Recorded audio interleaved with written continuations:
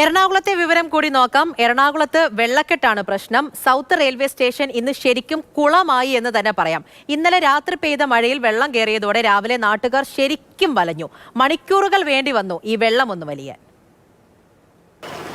കഴിഞ്ഞ രാത്രി പെയ്ത ശക്തമായ മഴയിൽ എറണാകുളം സൗത്ത് റെയിൽവേ സ്റ്റേഷന് മുന്നിലെ റോഡ് പൂർണ്ണമായിട്ടും വെള്ളത്തിൽ മുങ്ങിപ്പോയിരുന്നു. യാത്രക്കാർ നന്നേ ബുദ്ധിമുട്ടിയിരുന്നു. കാരണം റെയിൽവേ സ്റ്റേഷനിൽ നിന്ന് പുറത്തേക്ക് പോകാനാണെങ്കിലും റെയിൽവേ സ്റ്റേഷനിലേക്ക് വരാനാണെങ്കിലും യാത്രക്കാർ നന്നേ പാടുപെട്ടു. പ്രത്യേകിച്ച് കാൽനട യാത്രക്കാരാണ് ഏറ്റവും കൂടുതൽ ദുരിതം അനുഭവിച്ചത്. റെയിൽവേ സ്റ്റേഷനിലേക്ക് മാത്രമല്ല, സമീപത്തെ എറണാകുളം സൗത്ത് മെട്രോ സ്റ്റേഷനിലേക്ക് പോകുന്നവർക്കും പ്രയാസം അനുഭവിച്ചു. നടക്കുകയാണെങ്കിൽ ഈ മലിനജലത്തിൽ ചവിട്ടി അല്ലാതെ മുന്നോട്ട് പോകാൻ കഴിയാത്ത ഒരവസ്ഥയുണ്ട്. പലരും വെള്ളത്തെ ചവിട്ടാതെ ഇത് മറികടന്ന് പോകാനുള്ള പാഴ്ശ്രമങ്ങൾ നടത്തിയിരുന്നു. സമീപത്തെ മെട്രോ പില്ലറിൻ്റെ ബേസ്മെൻറ്റിന് മുകളിൽ കയറിക്കൊണ്ടായിരുന്നു അവർ വെള്ളക്കെട്ട് മറികടക്കാൻ ശ്രമിച്ചത്. റെയിൽവേന്ന് ഇറങ്ങിക്കഴിഞ്ഞാൽ റെയിൽവേന്ന് പുറത്തിറങ്ങാൻ പറ്റാത്ത അവസ്ഥയായിരുന്നു ജനങ്ങൾക്ക്. അതുപോലെ റെയിൽവേ സ്റ്റേഷനിലേക്ക് പോകാനും പറ്റാത്ത അവസ്ഥയിലായിപ്പോയി. ജനങ്ങൾ ആകെ മുട്ടൂട്ടി.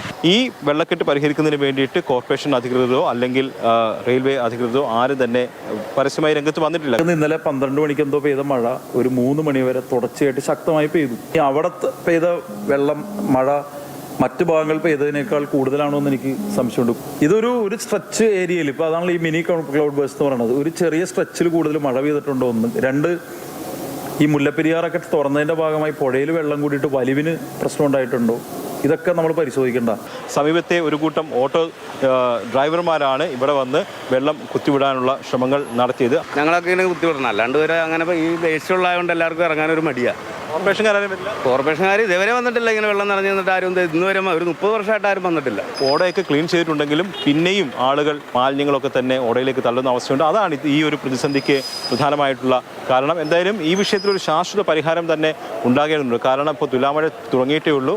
ഇനി മഴ കൂടുതൽ ശക്തമായി വരുമ്പോൾ വരുന്ന ദിവസങ്ങളിൽ ഇതിനേക്കാൾ വലിയ വെള്ളക്കെട്ട് ഉണ്ടാകും. അപ്പോൾ ഇക്കാര്യത്തിൽ ഓടകൾ കൃത്യമായി ക്ലീൻ ചെയ്ത് വെള്ളം ഒഴുകിപ്പോകുന്നതിനുള്ള സാഹചര്യം ഉണ്ടാക്കിയാൽ മാത്രമേ ഈ പ്രതിസന്ധിക്ക് ഒരു പരിഹാരം കാണുകയുള്ളൂ. ശരത് അമ്പാട്ടുകാവിനൊപ്പം എസ് അരുൺ ശങ്കർ, മാതൃഭൂമി ന്യൂസ്, കൊച്ചി.